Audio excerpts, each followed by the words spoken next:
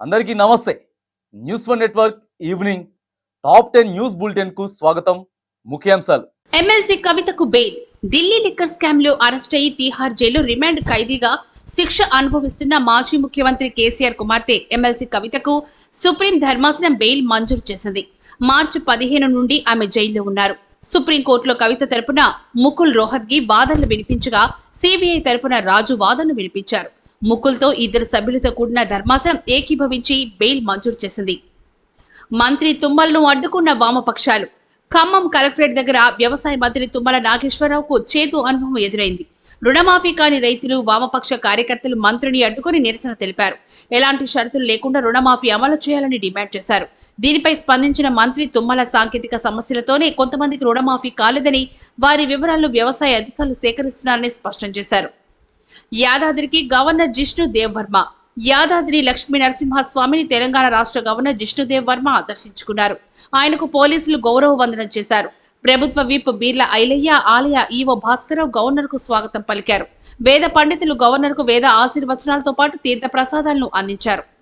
Hydraa commissioner కు భద్రత పెంపు. హైడ్రా కమిషనర్ సివి రంగనాథ్ కు తెలంగాణ ప్రభుత్వం భద్రత పెంచింది.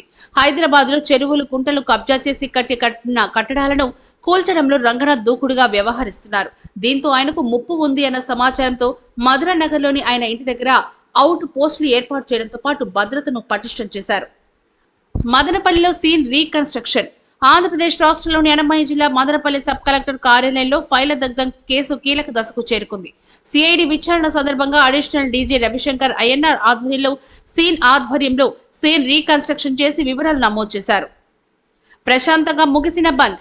లంబాడాలను ఎస్టీ జాబితా నుండి తొలగించాలని డిమాండ్ చేస్తూ తూడుం దెబ్బ ఏజెన్సీ సంఘాల పిలుపుతో ఆదిలాబాద్ జిల్లాలో బంద్ ప్రశాంతంగా ముగిసింది. లంబాడాలను ఎస్టీ జాబితా నుండి తొలగిస్తేనే తమకు న్యాయం జరుగుతుందని గిరిజన సంఘాలు భావిస్తున్నాయి. బంద్ సందర్భంగా ఆర్టీసీ బస్సులు డిపోలకే పరిమితమయ్యాయి. వ్యాపార సముదాయాలను స్వచ్ఛందంగా మూసివేశారు. గుజరాత్ లో భారీ వర్షాలకు 3 బలి. గుజరాత్ రాష్ట్రాన్ని భారీ వర్షాలు వణికిస్తున్నాయి. ఆ రాష్ట్రాల్లోని అహ్మదాబాద్, బనస్కాంత, సబర్కాంత, అరావలి, ఖేడా జిల్లాలో భారీ వర్షాల కారణంగా 3 మరణించారు. 20,000 మంది నిరాశ్రయులయ్యారు. లోతట్టు ప్రాంతాల ప్రజలను అధికారులు పునరావాస కేంద్రాలకు తరలిస్తున్నారు. ఎంపీ కంగనా వ్యాఖ్యలు రైతులను అవమానించినట్లే. బీజేపీ ఎంపీ కంగనా రనౌత్ రైతు ఉద్యమంపై చేసిన వ్యాఖ్యలు దేశంలోని రైతులందరినీ అవమానించే విధంగా ఉన్నాయని లోక్సభ ప్రతిపక్ష నేత రాహుల్ గాంధీ అన్నారు. బీజేపీ పార్టీ అంటేనే రైతు వ్యతిరేక పార్టీ అని విమర్శించారు. కంగనాపై చర్యలు తీసుకోకపోతే ఆమె వ్యాఖ్యలు బీజేపీ సమర్థించినట్లేనని అన్నారు. బెంగాల్ సెక్రటేరియట్ ముట్టడి ఉద్రిక్తం. ట్రైనీ డాక్టర్ అత్యాచారం హత్య కేసులో న్యాయం జరగాలంటూ విద్యార్థులు, ఆందోళనకారులు చేపట్టిన సెక్రటేరియట్ ముట్టడి ఉద్రిక్తతకు దారితీసింది. లక్షలాది మంది ప్రజలు ఒక్కసారిగా దూసుకురావడంతో పోలీసులు లాఠీ చార్జ్ నిర్వహించి టియర్ గ్యాస్ ను ప్రయోగించారు. విద్యార్థులు జాతీయ జెండాలను పట్టుకుని ఆందోళనలో పాల్గొన్నారు. T20 వరల్డ్ కప్ కు భారత మహిళా జట్టు ప్రకటన. T20 వరల్డ్ కప్ లో పాల్గొనే భారత మహిళా జట్టును బీసీసీఐ ప్రకటించింది. కెప్టెన్ హర్మన్ ప్రీత్ కౌర్ నేతృత్వంలో 15 మందితో జట్టును ప్రకటించారు. వైస్ కెప్టెన్ గా స్మృతి మందాన, షిఫాలి వర్మ, దీప్తి శర్మ, జమీమా, రీచా ఘోష్, ఎస్తికా భాటియా, పూజా వస్త్రాకర్, అరుంధతి రెడ్డి, ఆర్సిన్ ఠాకూర్, హేమలత, శోభన, రాధా యాదవ్, శ్రేయాంక పాటిల్, సజీవన్లను బీసీసీ ఎంపిక చేసింది.